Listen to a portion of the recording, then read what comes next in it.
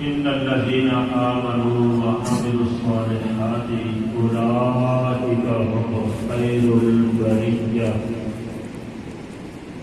صدق الله العظيم إن الله وملائكته يصلون على النبي يا أيها الذين آمنوا صلوا عليه وسلموا تسليما الصلاة والسلام عليك يا سيدنا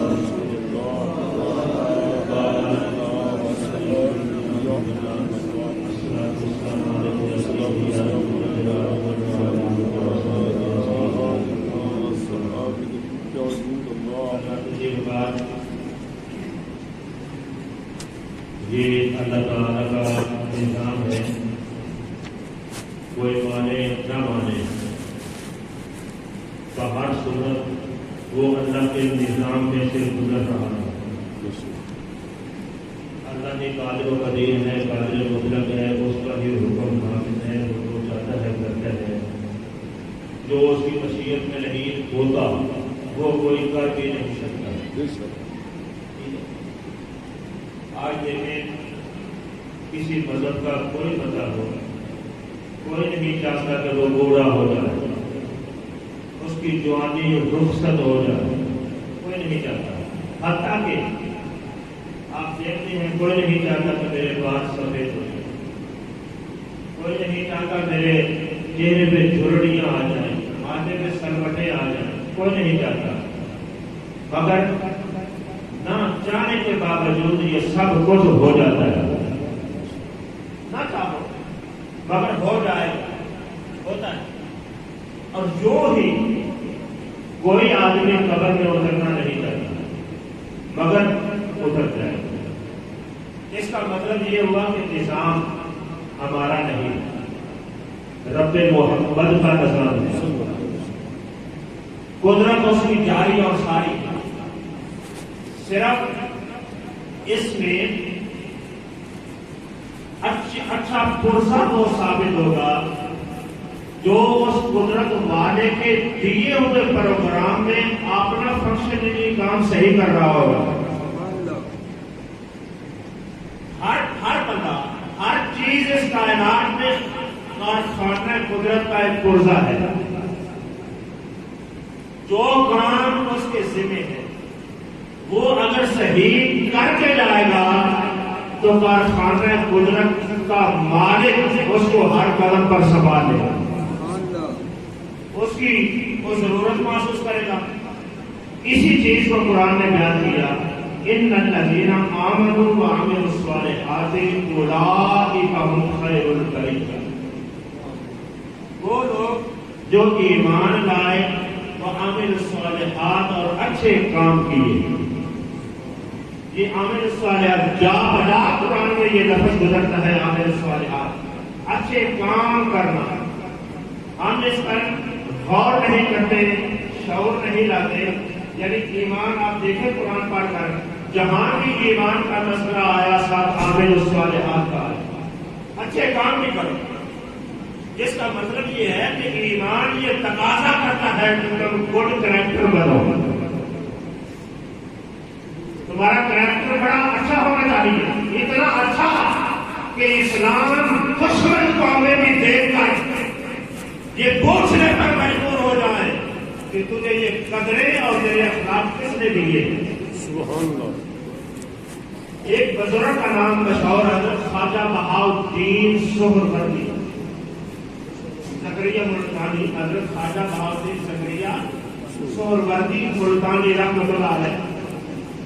یہ جب ملتان میں انہوں نے ڈیرا لگایا تو آگے برِ صغیر میں تبلیغ کا سلسلہ شروع کیا، تو طریقہ کار انہوں نے یہ رکھا تھا، انہوں نے اپنے کو ساتھی تیار کیے، تجارت کے نام پر ان کو تاجر بنایا۔ تبلیغ کے کام کرنے کا یہ معنی بھی نہیں ہوتا کہ آدمی دھوکہ مرے، کسی روپ میں ہو جاتی ہے۔ ضروری نہیں کہ ان کو یہ روپ سمجھر بنایا جائے تو پھر اگر سے ان کا پیغام ہو جاتا ہے، نہیں۔ یاد رکھو ہر شعبے میں اس روپ کے اندر بھی بندہ اسلام کی تبلیغ کر سکتا ہے۔ جو جاب کر رہے ہو، جو نوکری کر رہے ہو، دکانداری کر رہے ہو، حتیٰ کہ اگر مزدوری کر رہے ہو، مزدوری کے دوران بھی تم اسلام کا رنگ پیش کر سکتے ہو۔ تجارت لوگ اور ان کو کپڑے لے کر دیتے ہیں، کپڑے لوگ اور ڈیوٹی لگاتے ہیں، فلاں علاقے میں دھونے جانا ہے، فلاں علاقے میں دھونے جانا ہے، وہ وہاں جا کر بازار میں اپنے کپڑے لگاتے اور فروخت کرتے ہیں۔ طریقہ کار ان کو جو سمجھایا گیا تھا اس کے مطابق وہ یہ کرتے شرے بازار لگا دیتے کپڑے، اور ان کے لینے دینے اور بات کرنے کا طریقہ اور سلیقہ وہ پورے بازار والوں سے مختلف ہوتا۔ کپڑا لینے اگر کوئی بچہ بھی چلا گیا ہے تو سوال ہی پیدا نہیں ہوتا کہ اس کے ساتھ دھوکہ ہو جائے۔ بات وہ پہلے بتاتے ہیں اس کپڑے میں یہ خوبی ہے اور یہ خرابی ہے، پیسے اس کے اتنے ہیں، چھوٹا ہے یا بڑا ہے، بات سچی کرنی ہے، فراڈ کسی کو نہیں۔ چند دنوں کے بعد دو یہ آپ کی سوالے میں دیکھو، چند دنوں کے بعد لوگ ہندو معاشرے میں سب سے وہ حیران ہو جاتے ہیں کہ تجارت تو بڑے لوگ کر رہے ہیں، دکانیں بھی ہیں، بڑا جھگڑنا پڑتا ہے، یہ کہاں سے لوگ آ گئے ہیں؟ چہرے بھی اتنے بڑے نورانی ہیں، چہرے پر مبارک داڑیاں بھی سجی ہوئی ہیں، امامے بھی بنے ہوئے ہیں، نورانی اور تجارت کر رہے ہیں، نہ جھوٹ بولتے ہیں نہ دغا کرتے ہیں، کپڑے کی ہر خوبی بیان کرتے ہیں، ہر خرابی بیان کرتے ہیں، صحیح پیسے لیتے ہیں۔ یہ آخر کیا ہے؟ ان کو اپنے روزی کمانے کی فکر نہیں ہے؟ یہاں تک کہ یہ بھی بتا دیتے ہیں کہ ہم نے اتنے کا لائے ہیں، اگر دینا ہے کوئی دے جاؤ، اضافہ دیتے ہیں۔ جہاں تک تو لوگ ان کے پاس پر رغبت کرنے اور ساتھ کلوز ہونے کے لیے پاس بیٹھنا شروع ہو گئے۔ کیسے لوگ ہیں؟ تاکہ ہم دیکھیں کہ یہ کیسے کرتے ہیں تجارت۔ تو ہوا یہ کہ لوگ ان کے پاس جب جمع ہو گئے نا، سب کے پاس جہاں جہاں بھی کسی کی ڈیوٹی تھی جمع ہو جاتے، تو وہ لوگ ان سے پوچھتے کہ تم نے معاشرہ نہیں دیکھا، تم نے مارکیٹنگ کے اصول اور طریقے نہیں سمجھے، دیکھو ہمارے شہر میں کیسے کر رہے ہیں لوگ، اور تم جو ہے بالکل الگ تھلگ سسٹم ہے، لیکن ہے اچھا، مگر یہ بتاؤ تمہیں تجارت کا یہ طریقہ بتایا کس نے ہے؟ یہاں تک جب نوبت آ جاتی، اس سے پہلے آپ کا صرف کردار پیش کرتے اس فنڈ میں، تجارت میں، نوبت یہاں تک آ جاتی، لوگ پوچھتے تمہیں یہ طریقہ کس نے بتایا؟ وہ کہتے اس کے جواب میں وہ کہتے ہمیں مدینے کے تاجدار نے بتایا۔ پھر لوگ جو ہے وہ مائل ہو جاتے، ان کا دل پلٹ جاتا کہ جو طریقے تمہیں مصطفیٰ جان رحمت نے سکھائے ہیں پھر اسی کا دین سجا ہے، ہمیں بھی کروا پڑا۔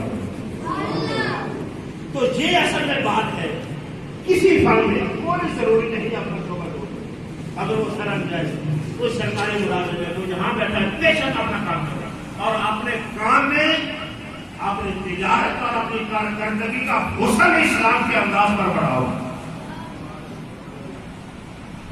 آپ مثلا آپ یہ ہمارا کسی تھانے میں اگر کوئی ایسے جو غیر کرپٹ گزر جائے نا تو لوگ پیچھے عرصے تک باتیں کرتے ہیں، فلاں آیا تھا وہ رشوت نہیں دیتا۔ یہ کیا ہے؟ یہ وہ حسن کارکردگی ہے، یہ وہ عامل الصالحات ہے جس کا قرآن نے ہمیں درس دیا ہے، اور مصطفیٰ صلی اللہ علیہ وسلم کی تعلیم۔ حضور نے صرف یہ نہیں سکھایا کہ مسجد میں آ کر سجدہ کیسے کرنا ہے، انگلیاں کتنی لگنی چاہیے کتنی نہیں، صرف یہ نہیں، وہ چند باتیں بلکہ یہاں تک آپ حدیث پاک میں دیکھیں حضور نے کسی کو سنتے بھی نہیں سکھائی یہ بات نہیں پوچھے نہ بس طریقہ سے سب کو کما رہے تو چلی موٹی سی بات ہے، جس طرح مجھے دین کہے ہو نماز پڑھنے کا اس طرح پڑھ دو، باقی سکھایا کیا ہے؟ صداقت سکھائی ہے، دیانتداری سکھائی ہے، امانت داری سکھائی ہے۔ آپ سمجھ سکتے ہیں اس بات کو، اس کائنات میں بلکہ فرش پر نہیں عرش پر بھی حضور سے بڑھ کر نمازی کون ہے؟ اور میں آپ کو واضح کہتا ہوں جبریل کے بھی سجدے کو نہیں درجہ رکھتے جو مصطفیٰ کے سجدوں کا درجہ ہے۔ حضور سے بڑھ کر کون نمازی ہو سکتا ہے؟ لیکن آپ ساری زندگی میں دیکھیں حضور کی سیرت میں حضور بطور نمازی مشہور نہیں ہوئے، مشہور ہوئے ہیں تو صادق الامین کے نام سے مشہور ہوئے۔ یہ بنیادی چیزیں ہیں جو ہم بول رہے ہیں، صداقت سچائی، امین امانت، مثلا اللہ نے یہ سمجھ دی ہے کہ اس کی امانت، ہم اگر امانت میں خیانت کریں تو جائز حاجت پڑھتے رہو، کچھ پیدا نہیں ہوگا۔ آزاد ہمارے سجدے ہمیں ثمرات مہیا کرنے سے قاصر ہو گئے، ہماری نمازیں ہمارے نتائج سامنے لانے سے قاصر ہو گئی۔ اس کی وجہ یہی بنیادی چیزیں ہیں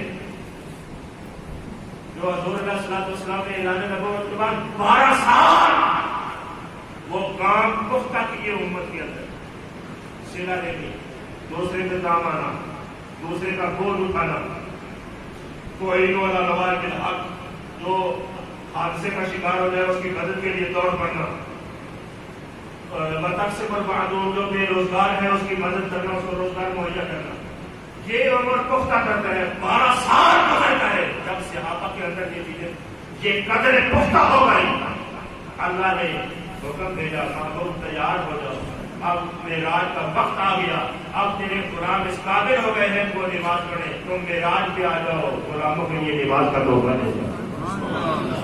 12 سال بعد،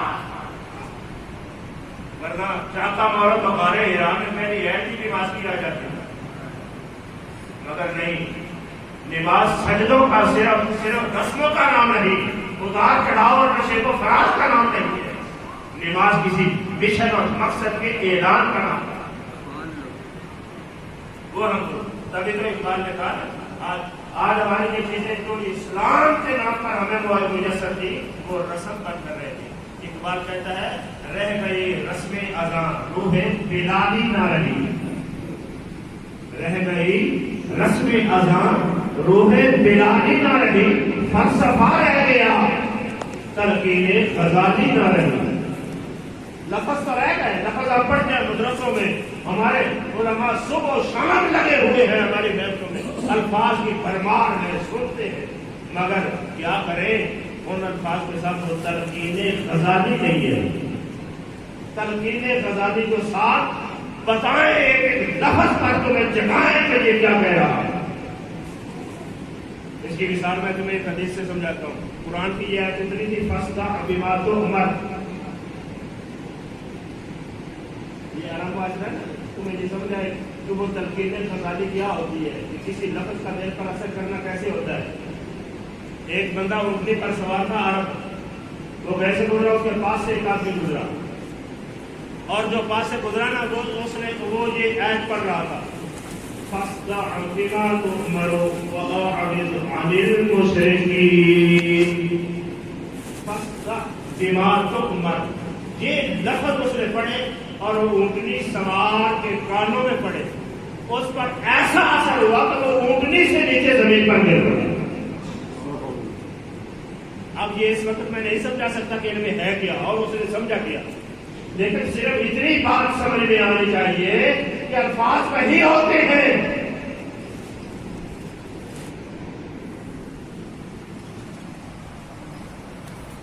یعنی اثر کرنا یہ اور چیز ہوتی ہے، الفاظ کا کانوں سے گزر جانا یہ اور چیز ہوتی ہے۔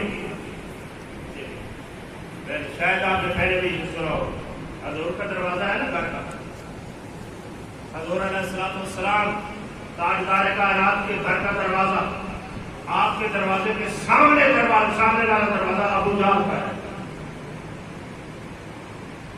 حضور کے دروازے کے سامنے ابو جہل کا دروازہ ہے، مگر اس پر مصطفیٰ نے رحمت کی بمال جانتے کو الحباب والی زبان سے نکلے ہوئے لفظ کا ایک بھی اثر نہیں ہوا تو مگر ہونے لگا، چمک اٹھا جو ستارہ تیرے مقدر کا، حبش سے اٹھا کر تجھے حجاز میں لایا۔ اثر ہونے لگا تو حبشے کے بلال پر ہو گیا، حبش سے اٹھا کر تجھے حجاز میں لایا۔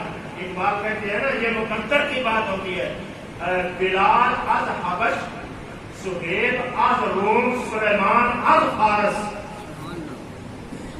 بلال حبشے سے آ کر پا گیا، سہیب روم سے آ کر پا گیا، سلیمان فارس سے آ کر پا گیا، مگر در خاک مکہ ابو جہل یہ العجبی است، مکہ کی خاک میں ابو جہل رہتا ہے، اسے کچھ بھی نصیب نہیں ہوا۔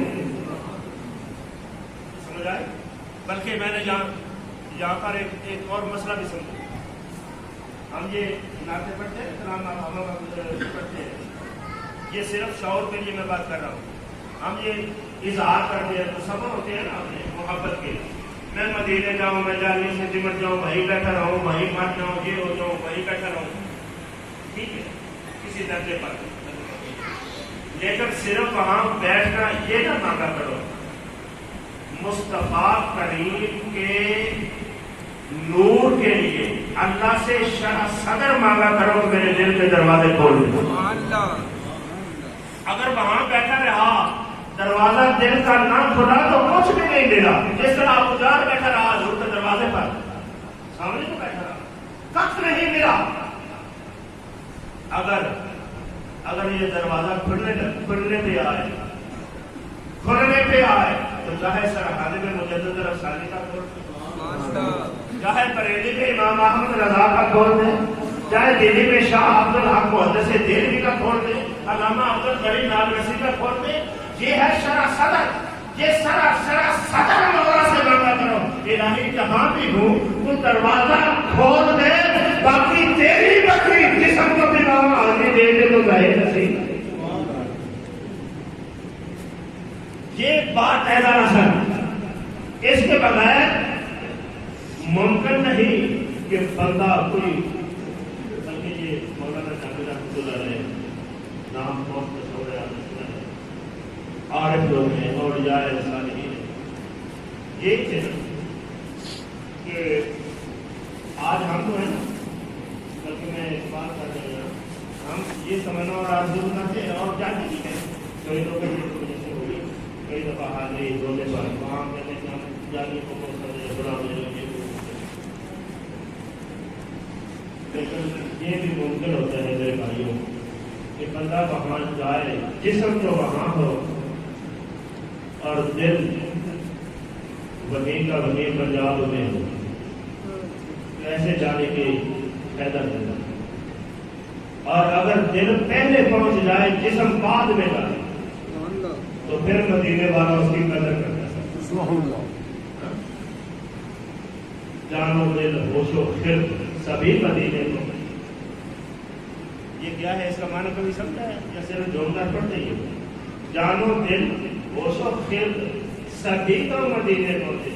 یعنی اعلیٰ حضرت کہے میرا جان, میرا دل, میرا ہوش, میری سوچ, دنیا, یہ سارے پہلے مدینے جا چکے ہیں. یہ پہلے جا چکے ہیں, پیچھے رہ گیا میرا جسم. تو قافلہ تو ہے رضا اکبر گیا آخر گیا. یہ تو قافلوں کی بات ہے, یہ کسی قافلے کے ساتھ ملے یا نہ ملے, پہلے گیا پیچھے گیا, اس کی بات نہیں. بس جانو دل ہوش و خرد سبھی تو مدینے کو. یہ پہنچ گئے تو بات بن گئی. مولانا جامی ہے, ان کا جانو دل ہوش و خرد پہلے پہنچ چکا ہے. جسم کو لے کر روانہ ہو رہے, جسم کو لے کر روانہ ہو رہے. جو ہی پتا چلا کہ حجاز کی سرزمین شروع ہو گئی ہے, جوتے اتارنا تو جوتے اتارنا ہے. آپ نے کہا کہ سرزمین حجاز ہو اور جامی کا قدم پیر لگے, گھٹنوں کے بل گر پڑے, اور گھٹنوں اور اپنی کوہنیوں کے سمیت اپنے آپ کو گھسیٹ کر جو ہے وہ چلنا شروع ہو, چلنا ہوگا. اور زبان پر یہ قصیدہ جاری تھا, زِ محجوری پر عالم جان عالم درحم یا نبی جلہ درحم, زِ محجوری پر عالم جان عالم. محبوبہ اب رفتار بھی سست ہو گئی نا, یعنی ایک چلنے کی ہوتی ہے, ایک دوڑنے کی ہوتی ہے, ایک اگر گھٹنوں اور کونیوں پہ چل رہا ہو رفتار اور سست ہو گئی نا, تو ادھر بھی عالم میں رفتار گھٹ گئی, کیونکہ عاشق کا دل ہوتا ہے جلدی جلدی پہنچی, رفتار گھٹ گئی. تو ادھر زبان پر آنسو جاری ہے, زبان پر ایسے محجوری پر عالم جانے عالم. محبوب آپ کی جدائی سے جان باہر آ رہی ہے, آپ کی جدائی سے جان باہر آ رہی ہے. ترحم یا نبی جنت ترحم, سونیا میں پانی کرو اور رہا ہو تو راستے آسان ہو جائے. ترحم یا نبی جنت ترحم. اس وقت کے جو خلیفہ مدینہ تھے, گورنر مدینہ, ان کو خواب میں سرور عالم صلی اللہ علیہ وسلم نے جان نصیب فرمائی. آپ نے فرمایا فلاں راستے کی طرف سے ایک عبد الرحمن جامی نام کا بندہ میرے پاس آ رہا ہے, اس کا راستہ روک دو, اس کو کہہ دو یہیں سے واپس چلے جاؤ, مدینے میں تجھے آنے کی اجازت نہیں ہے. باہر وہ اس نے راستہ روک دیا. وہ حیران تھا, وہ گورنر سے کہا یا رسول اللہ, اتنی محبت سے اگر آ رہا ہے جس طرح آپ بیان کر رہے ہیں, تو پھر آنے کی اجازت کیوں نہیں ہے؟ میرے مدینے کے تاجدار نے فرمایا وہ جس محبت اور تڑپ کو لے کر آ رہا ہے اگر وہ یہاں اسی طرح پہنچ جائے تو اس کا تقاضا یہ ہے کہ میں قبر سے نکل کر اس کا استقبال کروں، لیکن نکل نہیں سکتا، قدرت الہی نہیں ہے، اس لیے اس کو وہیں پر روک دو، اس کو وہیں پر روک دو۔ تو اللہ کے بندو یہ ہوتے ہیں وہ لوگ کہ حرم کی زمین اور سر رکھ کے چلنا، اور ایسا کا موقع ہے وہ جانے والے جہاں قدم رکھ کے چلنے کی جگہ نہیں ہے، یہاں تو سر کے بل چل کر جانے کی جگہ ہے۔ تو معزز حاضرین، یہ کیفیات ضروری نہیں کہ 7 سمندر پار ہونے سے ملتی ہے، یہ ممکن ہے جہاں خالی کی سرزمین میں بھی کوئی عاشق پیدا ہوگا، خدا کی قسم۔ لیکن وہاں تو ہوتا ہے نا کہ کوئی وہاں پہنچ جائے، اگر یہاں کوئی یہ کیفیت پیدا کر دے تو مدینے والا یہاں پہنچ جائے، مہربانی کر دیتا ہے۔ اگر وہ وزیری کو آ کر اپنا بردہ اور چادر پیش کر دیتا ہے تو وہ ہر عشق رکھنے والے کو اپنا پیار اور رحمت بھی عطا کر دیتا ہے۔ تو بھائیو، جہاں بھی رہتے ہو، جس گوشے میں بھی رہتے ہو، وقت کا انتظار نہ کرو، سانس گنے ہوئے ہیں اللہ کے ہاں، کوئی زیادہ مہلت نہیں ہے۔ ہم رویدہ، قرآن کہتا ہے تھوڑی سی مہلت، لیکن غفلت ہے، شیطان ہمارے کانوں میں پھونکتا ہے بڑا ٹائم، ابھی تو جوان ہو رہا ہے، اور خدا کے بندوں تجھے پتا ہے جوانی دیکھنے کا بھی یا نہیں دیکھنے کا، چھوڑو اس باتوں کو، آج دے ان کی پناہ، بس آ جاؤ پناہ میں، آ جاؤ پناہ میں، آج دے ان کی پناہ، آج مدد مانگ عرب کا ایک ماحول تھا، اگر کوئی اجنبی وہاں جاتا تو اسے وہاں ٹھہرنا ہوتا تو وہ کسی کی پناہ میں جاتا تھا، کسی کی پناہ میں، یعنی کوئی آدمی کہتا تھا، کوئی وڈیرا وہاں کا رہی کہ فلاں آدمی بھی اعلان کرتا تھا فلاں آدمی میری پناہ میں ہے، خبردار اس کو کوئی کچھ نہیں، یہ میری، اس کو عربی میں کہتے ہیں جوار۔ حضرت سیدنا صدیق اکبر رضی اللہ تعالیٰ عنہ مکہ مکرمہ میں مشرکین کی اذیتوں سے تنگ ہو کر مکہ چھوڑ کر چلے گئے، کہیں مقرر جگہ بھی نہیں تھی، وہ چلے گئے کہ میں کہیں بھی جا کر اللہ کی عبادت کروں گا، یہ جہاں رہنے نہیں دیتے، یہ ہجرت سے پہلے کی بات ہے اور بخاری بھی ہے۔ تو ایک جگہ پر پہنچے نا، دور کوئی حبشہ کی جانب رخ تھا، مگر ان کی تلاش میں یہ تھی کہ کوئی بھی مناسب خطہ مل جائے، تو ایک مکہ کا ایک سردار ہے ابن الدکنہ، وہ ان کو راستے میں ملا، وہ کہیں سے آ رہا تھا، اس نے پوچھا وہ وقت تم کہاں؟ تو حضرت صدیق اکبر نے کہا کہ تیری شہر کی قوم جو ہے وہ رہنے نہیں دیتی، میں نکل آیا باہر آ۔ یہ حدیث میں سے لمبی ہے مضمون کے اعتبار سے، وہ محنت سماجت کر کے حضرت ابو بکر کو واپس لے آیا،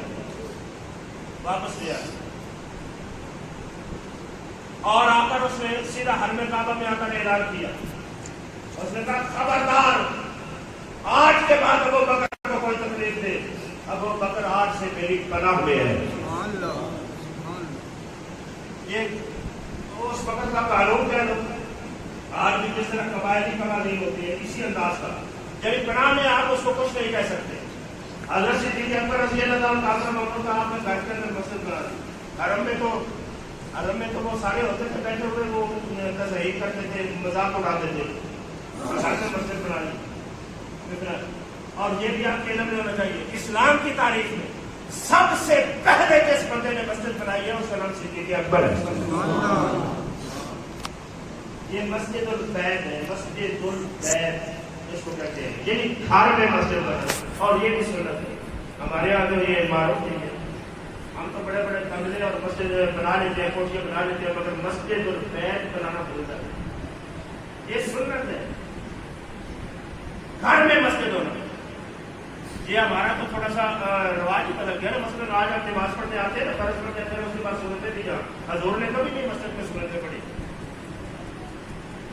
یہ ایک ہوتا ہے کہ جب روبین بھرپور چل جائے نا معاشرے میں، اس کے خلاف ایک بات بھی بڑی عجیب سی لگتی ہے کہ یہ آج کیا بیان ہو رہا ہے، کیونکہ روبین بات نہیں ہے، بھیڑ چال جس کو کہتے ہیں۔ ہم نے پہلے آ کر سنتے بھی جاؤ پڑھ دیا، پیچھے بھی یہ پڑھ دیا، امام کو بھی دعا مانگ کر نہیں جاتے، یہ پرانی جگہ خدا کے بندو، ایک چیز پر حضور کا جو معمول تھا وہ صرف فرض پڑھتے تھے مسجد میں، پہلے والی سنتے گھر پڑھ کر آتے ہیں، بعد والی گھر میں جا کر پڑھتے ہیں، یہ بھی سنت ہے۔ کاش کے سنت کو بھی کوئی زندہ کر دیتا مجموعی طور پر، اور اسی کے نتیجے میں ہمارے گھروں سے برکت ہوتی ہے۔ کیونکہ ہمارے گھروں میں سجدہ تو ہوتا نہیں، برکت کہاں سے رہے؟ بلکہ یہ جو آپ سنتے ہیں نا مسئلہ یہ حدیث حضور علیہ السلام سجدہ میں گئے تھے، حضرت حسن حسین پشت میں سوار ہو گئے، آپ نے سجدہ لمبا کر دیا وغیرہ وغیرہ، یا آپ سجدے آپ نے نماز شروع کی اور اپنی نماز امامہ کو اٹھا کر ساتھ لگا لیا، اٹھا کر بازو پر ساتھ پڑھتے رہے، جب رکوع سجود میں جا کے اس کو کھڑا کر دیتے، سجدہ کر کے پھر اٹھتے، پھر اس کو اٹھا کر لیں۔ یہ ساری باتیں ہر والی نماز کے بارے میں ہیں۔ اس طرح کی جتنی بھی روایتیں تو سنو، یاد رکھو یہ گھر میں پڑھی جانے والی نمازوں سے متعلق ہے۔ مسجد کی نماز اور مسجد کی نماز میں تو بہت چھوٹے بچوں کو لانے سے حضور نے منع کر دیا تھا، بلکہ بخاری میں ہے صرف جانوں میں جانے کو مساجد سے دور رکھو، باہر رکھو۔ یہ تو ویسے سر دست بات آ گئی کہ ہماری بہت ساری ایسی چیزیں ہیں کہ جو ہمارے کلچر یا ثقافت کی نظر ہوتا ہے ایک روٹین بن گئی، حضور کی سنتوں سے بالکل الگ ہے۔ آج بھی کوئی ماحول اگر ہو جائے تو باہر بات یہ کرتا ہے صدیق اکبر رضی اللہ عنہ کے گھر میں مسجد بنایا یا قرآن پڑھے، تو آپ جب رات کو قرآن پڑھ جائے گا، رات کو قرآن پڑھے کھڑے ہو تو آپ کے قرآن میں اتنا سوز ہوتا کہ مشرکین کی عورتیں اور بچے چھتوں پر چڑھ کر ابو بکر کا قرآن سنتے۔ جب آہستہ آہستہ مشرک مردوں کو اس بات کی خبر ہوئی نا تو انہوں نے کہا کہ اس کو ڈالو، بات نے کہا کہ تو وہ جس طرح مور ہوتے ہیں دیواروں کے ساتھ چھپ کر وہ بھی کان لگا کر بات سنتے، بارہ مکانوں کی چھتوں پر رات کو رش زیادہ ہونے لگا، مشرکین کو خطرہ پیدا ہو گیا کہ پہلے تو بات کچھ اور تھی، اب ابو بکر نے ایسا رنگ بنایا ہے کہ آپ کی اسلام کو دبایا ہی نہیں جاتا، اب اسلام کا رنگ پھیلتا جا رہا ہے، ان کے دین کا رنگ چڑھتا جا رہا ہے۔ انہوں نے اپنی کمیٹی بلائی، مشاورت کی، انہوں نے کہا کہ ابن دغنہ کو آپ جاتے ہیں، اس کو کہتے ہیں کہ تیری پناہ میں آئیے، اس کو سمجھا لیں یا اپنی پناہ اٹھا لیں۔ تو میں نے صرف سمجھانا تھا جس کے لیے یہ حدیث بخاری کی میں نے شروع کی، اختصار سے سمجھانا یہ تھا کہ پناہ کیا ہوتی ہے۔ میں نے پڑھا آج لے ان کی پناہ، آج لے کہہ دو، آج لے ان کی پناہ، آج مدد مانگو، یہ پناہ سمجھانے کے لیے یہ شروع کیا۔ مشرکین نے کہا ابو دغنہ ابو بکر ہمارے بچے ہماری عورتیں فرشتہ ہو رہی ہیں، اس کی قرات قرآن پر تم اس کو سمجھا لو، یا بعد آ جائے تو یا پھر اپنی پناہ اٹھا لیتے، ہم جانے تو ابو بکر جانے پر وہ چلو گیا۔ پہلے تو انہوں نے یہ بات کی کہ ابو بکر اونچا قرآن نہ پڑھو، اگر پڑھنا ہے رات کو تو آہستہ پڑھنا، لوگ نہ سننا۔ ابو بکر نے کہا جو ہوتا ہے وہ کر لو، میں نے اونچے ہی پڑھنا، سبحان اللہ، مجھے نظر نہیں ہے۔ اور کی بات یہ ہے کہ ابو بکر کی اس جذبے پر اللہ نے جبریل کو بلا قد ہر پہ بڑا تو خافق بابتا میں کئی نظاری کا سبیل۔ ابو بکر تو بھی کچھ لحاظ کر لے، نہ زیادہ اونچا کر نہ بالکل آہستہ کر لے، کوئی درمیانہ راستہ نکال۔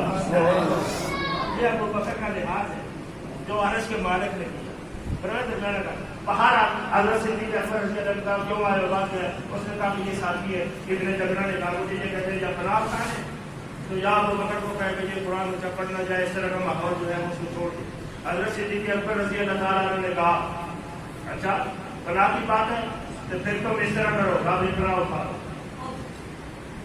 یہ بخاری میں لکھا ہوا ہے، بخاری میں صحیح بخاری فرمایا اپنی پناہ اٹھا لیں، اور آگے کیا فرمایا ارضا بے جوار اللہ و جوار رسول بھی، تو اپنی پناہ اٹھا لے، مجھے اللہ اور اللہ کے رسول کی پناہ کافی ہے۔ اور وہاں ارضا کے لفظ ہے، ارضا یعنی میں خوش ہوں، مجھے کسی اور کی پناہ نہیں چاہیے جب مجھے مصطفیٰ علیہ رحمت کی پناہ حاصل ہے۔ یہ پناہ یہ جو میں سمجھانا تھا۔ اب دو باتیں سمجھ آئی، ابو بکر نے یہ واضح کر دیا کسی کی پناہ معتبر نہیں، اگر معتبر پناہ ہے تو آج دے ان کی پناہ، آج مدد مانگو ان سے. پناہ جو ہے وہ مصطفیٰ کی پناہ ہے. اور پناہ کے ثمرات کیا ہوتے ہیں؟ پناہ دیتی کیا ہے؟ پناہ کرتی کیا ہے؟ پناہ یہ کام کرتی ہے کہ بندے کا جان کا دشمن بھی اور اسے نقصان نہیں دے سکتا. پناہ کا یہ کام ہوتا ہے. جب تک کہ پناہ دینے والا پناہ نہ اٹھا لے تو حضور کی پناہ دینے کا مطلب کیا ہوا؟ فرمایا وہ اپنی زندگی پوری کر کے موت کی چوکھٹ سے گزر کر قبر میں اترے گا تو میری پناہ میں ہو. جب تو آئے اپنا جہان بدلے، جہان میں بھی رہو تو میری پناہ میں رہو. جب ادھر آئے تو میری پناہ میں رہو. اور رہ گیا تمہارے خطرات خدشات رکھے رہیں گے کریں گے. بات ایسی ہوگی، بچھو آ جائیں گے، فلاں آ جائے گا، فلاں آ جائے گا، تو اس سے مت گھبرا. تو یہ دیکھ تجھے پناہ کس نے دی ہے. سبحان اللہ. سمجھائی بات؟ یہ ہے پناہ. یہ اللہ حضرت کہنا چاہتے ہیں آج لے ان کی پناہ. آج مدد مانگ ان سے، پھر نہ مانیں گے قیامت میں. اگر مان گیا، اگر یہاں بھول گیا اور قبر میں جا کر عذاب دے کر پھر کہے کہ آج میں پناہ دیتا ہوں، پھر وہ نہ مانے. وہاں تو قرآن کہتا ہے، وہاں تو ہر کافر کہے گا یا لیتنا اطعنا اللہ واطعنا الرسول. ہائے افسوس کہ ہم نے اللہ اور اللہ کے رسول کی بات مانی. ہائے کاش کہ ہم نے اللہ اور اس کے رسول کی بات مانی. لیکن اس وقت کا یہ جملہ کچھ کام نہیں آئے گا، کچھ کام نہیں آئے گا. آج کام آئے گا. آج جب تک یہ سانس جاری ہے. میں کہتا ہوں میرے بھائیوں، وقت زیادہ نہیں ہے ہمارے پاس. ہوش میں آؤ، خدا کی قسم ہوش میں آؤ. معاشرے کی ثقافت اور بڑھتا ہوا روب اور دباؤ، معاشرے کا جو جس کو ہم کلچر کہتے ہیں، اس کی آگے ٹھہرنا مشکل ہوتا ہے. آج ہوتا ہے سارے جو ایسے کر رہے ہیں میں کیوں نہ کروں. یہ اصل بات ہوتی ہے. اور باقی یہ بات بڑی بھاری ہوتی ہے، اس کا نصیب ہوتی ہے. خدا کی قسم پھر اکیلا بلال بھی ہو تو پورا مکہ والوں کے سامنے کھڑا ہو جاتا. اکیلا عمار ہو تو کھڑا ہو جاتا. عمار کی آنکھوں کے سامنے اگر اکبر و صحیح کا صرف اسلام حضرت سمیہ کی دونوں ٹانگوں کو دو مختلف اونٹوں سے باندھ کر مخالف سمت میں باندھ دیا جائے اور اس طرح ان کو اذیت دی جائے، پھر بھی عمار کا ایمان مضبوط ہوتا ہے. لفظ نہیں آتی. کیوں کہ جس حال میں بھی رہے وہ یقین کر چکے ہیں کہ ہم مصطفیٰ کی پناہ میں ہیں. ہمارے نفع نقصان کا مالک وہ ہے. وہ جانتے ہیں کیا کرنا ہے، کیسے رہنا ہے، کیسے جینا ہے. تو میرے بھائیوں یہ بات کرتے ہیں مولانا جامی کا پوچھنا ہے. یہیں بیٹھ کر اللہ نے آپ کو پاکستان میں پیدا کیا، ہم کو پاکستان میں خالیے میں رہائش دی، اللہ نے عطا کی. خالیے میں رہتے ہو نا تو اللہ نے کہیں رہتے ہو، کہ گجرات میں رہتے ہو، منڈی میں رہتے، اللہ نے جہاں دی ہے تو اس کا بھی کوئی مقصد ہو. جاتا تو تمہیں مصر میں پیدا کر دیتا، اس کے لیے کیا مشکل ہے. بس آپ اللہ کی قدرت پر ایمان رکھتے ہوئے جہاں اس نے تمہیں رکھا ہے اس دائرہ کار کے اندر اسلام کا حسن نمایاں کر دو. اسلام کوئی ایسی چیز نہیں ہے جو ایسا بوٹا ہے جو لگا دیا یہ نظر آ رہا ہے یہ اسلام ہے. نہ، اسلام ایک ایسا دین ہے جس کی نمائش انسانوں کے کردار سے ہوتی ہے. مثلا آپ دیکھیں میں دین کا کام کر رہا ہوں، دین کا کیا دین کا کام کر رہا ہوں. کوئی نہ کوئی درخت ہے، نہ کھیتی ہے، نہ کوئی ایسا مٹیریل ہے جو تم نے گھر کر بنا مجھے اسلام میں نہیں. اسلام ایک ایسی چیز ہے جو انسان کے اندر اپنی خوشبو پیدا کرتی ہے.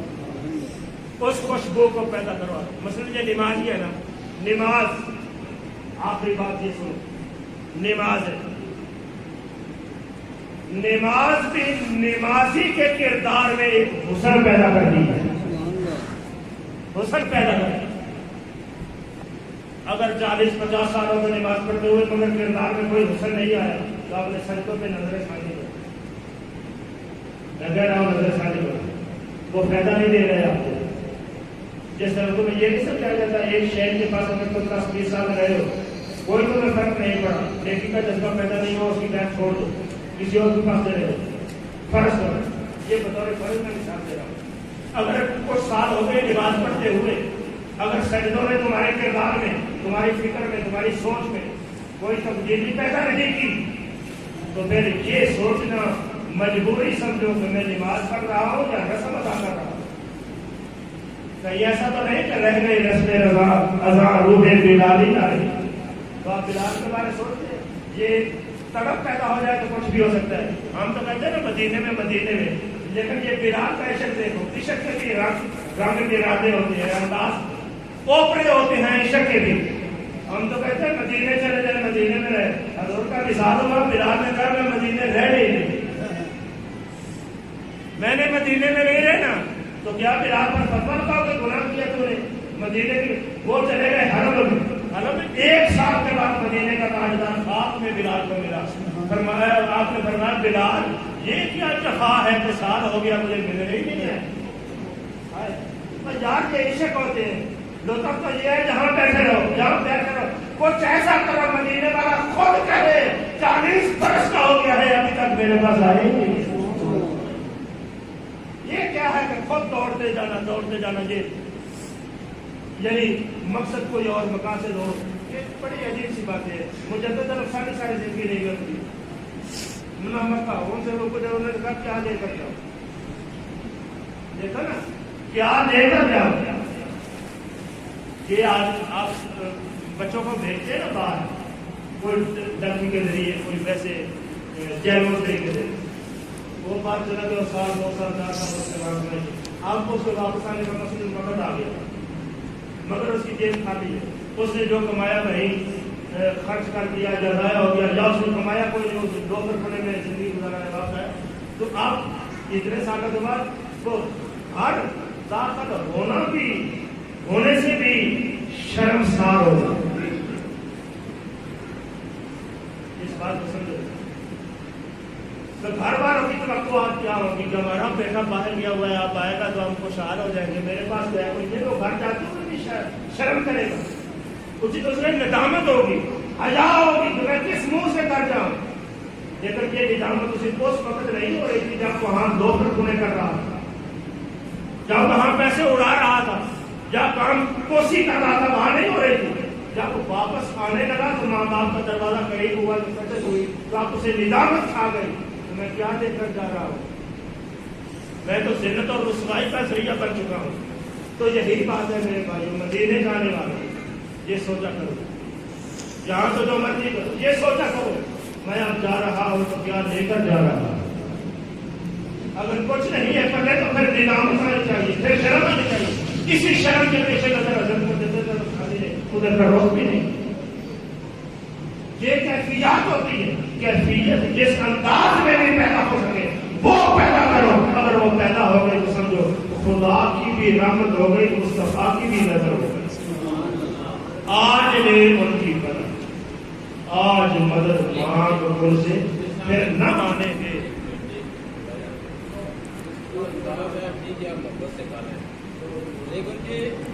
ہر انسان کی جو ہے صحابہ کرام کی ہر کی ایمان کی کیفیات مختلف ہوتی ہے، ٹھیک ہے، ہر کی اپنی اپنی کیفیات ہوتی ہے، اس کے مطابق اس کے عمل ہوتے ہیں، اس کے مطابق اللہ کی عطا ہوتی ہے۔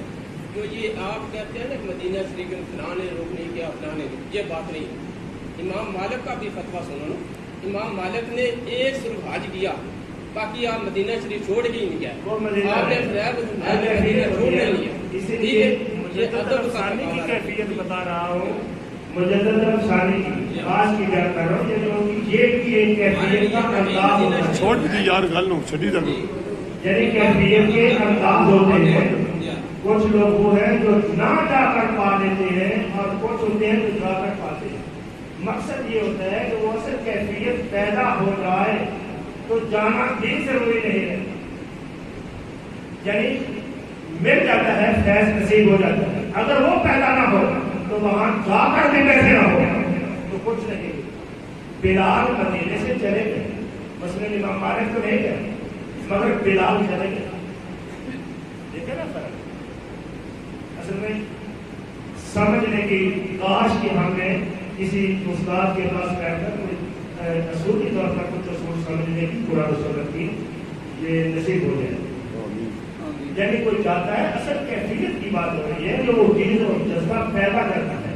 بلال گئے تو بات کریں، امام مالک کا کہنا یعنی دونوں چیزیں تو ہم اپنی کیفیت کا غور کریں. ہم کیفیت نہیں کرتے. بات یہ ہے کہ کیفیت بناتے نہیں, کیفیت بناتے نہیں, باتوں میں الجھنا جو ہے وہ آپ کا شیوا بناتے عمل نہیں. اس لیے میں پہلے کہہ چکا ہوں کہ نہ باتوں کی کمی ہے نہ الفاظ کی کمی ہے. کمی ہے تو ان الفاظ کے اثرات قبول کرنے میں کمی ہے. یہ کمزوری ہے اور یہ کمزوری اس وقت تک دور نہیں ہوتی جب تک تم قرآن و سنت سے ہوتے. اور میرے بھائی یہ آپ کی بات ویسے ہمارے دور میں مقدس اور وائس اور پیار کرنے والا بھی ہر ایک آدمی بنا ہوا ہے جس کو ایک آدمی کتاب جس سے اردو کی لکھا گئی ہے. اور سچی بات یہ ہے اس میں ہم کیا انگریزی ترجمے کیسے آپ کو تنقید کر رہے ہیں بغیر اس شخص کے جو باقاعدہ طور پر مستند عالم دین نہیں ہے. دین کے بعد میں اس کی بات پر نہ کان دھرو اور نہ اس کو بات کرنے کی اجازت ہے. ورنہ جہاں تک زبان چلانے کی بات ہوتی ہے تو وہ کسی کا بھی آپ روک نہیں سکتے.